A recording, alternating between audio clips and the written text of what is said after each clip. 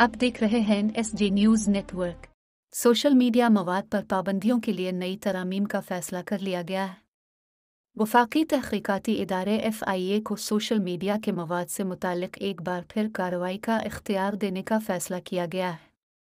वफाकी काबीना ने FIA एक्ट में मज़ीद तरमीम की मंजूरी दे दी है। काबीना ने समरी सर्कुलेशन के ज़रिए तरमीम की मंजूरी दी है। FIA एक्ट में तरमीम की हतमी मंजूरी पार्लियामेंट से ली जाएगी। पार्लियामेंट से तरमीम की मंजूरी के बाद FIA सोशल मीडिया पर नफरत आमेज़ मवाद पर कार्रवाई कर सकेगा। समरी के मुताबिक तज़ीरात पाकिस्तान की दफ़ा 505 FIA के एक्ट में शामिल नहीं है, इसलिए इस शक को शामिल किया जाए। तरमीम के बाद सोशल मीडिया पर किसी किस्म की जाली खबर और अफवाह पर कार्रवाई का इख्तियार FIA का भी होगा।